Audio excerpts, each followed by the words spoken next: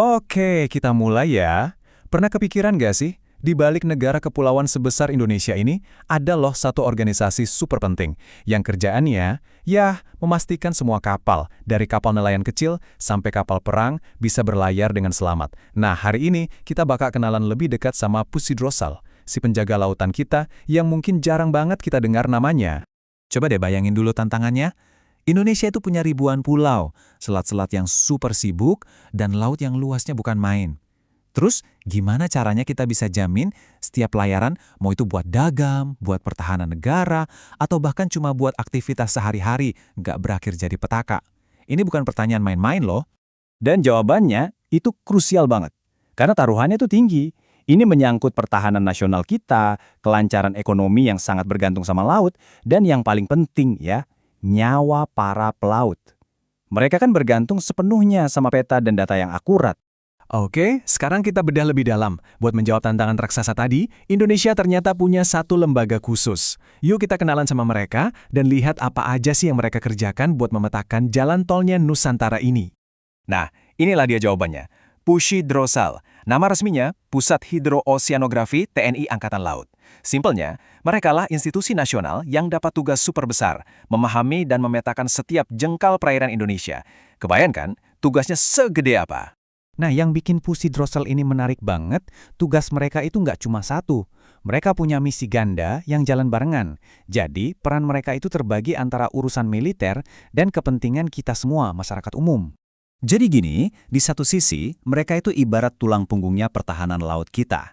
Mereka kasih data-data super penting buat operasi TNI, termasuk buat aset-aset baru kayak KRI Canopus 936. Tapi, di sisi lain, mereka juga melayani kita, publik. Contohnya, mereka kerjasama dengan PT Pelindo, biar pelabuhan kita aman dan efisien. Mereka juga kasih data pasang surut yang penting banget buat melindungi jutaan warga di pesisir. Jadi, ini benar-benar misi ganda yang fundamental.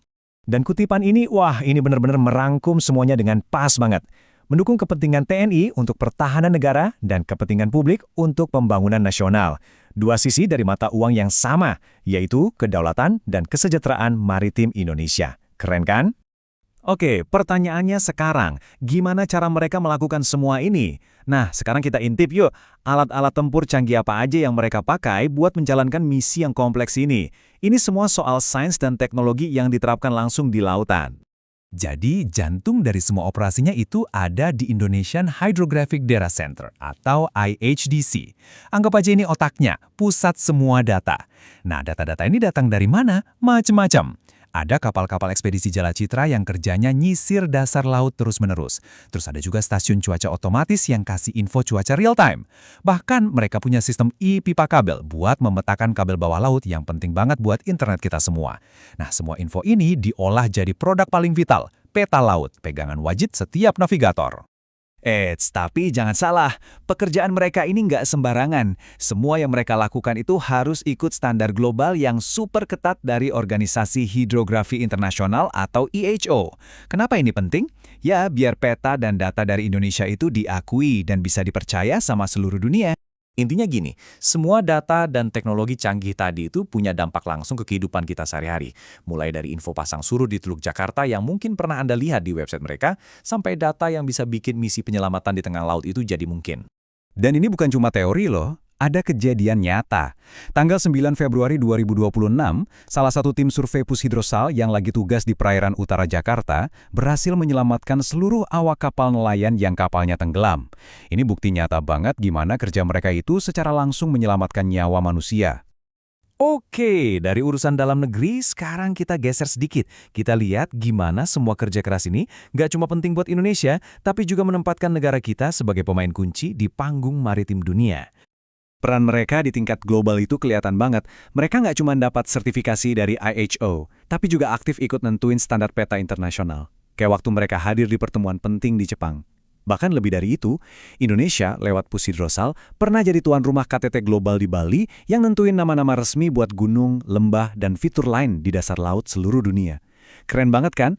Terus, kenapa ini penting buat kita semua? bahkan yang nggak tinggal di dekat laut. Gini, dengan memastikan perairan kita yang super strategis ini dipetakan dengan benar sesuai standar dunia, Pus Hidrosal itu secara langsung ikut mengamankan jalur pelayaran global. Mereka menjaga kelancaran rantai pasok yang nganterin barang-barang yang kita pakai tiap hari, mulai dari handphone di kantong Anda sampai makanan di meja makan kita. Jadi, sebagai penutup, mari kita renungkan sejenak. Di dunia yang makin hari makin bergantung sama lautan, buat perdagangan, sumber daya, konektivitas, peran lembaga kayak Pus Hidrosal ini bakal jadi jauh lebih penting lagi. Nah, pertanyaannya adalah, gimana ya masa depan para penjaga tak terlihat ini dalam menghadapi lautan yang terus berubah? Terima kasih sudah menyimak.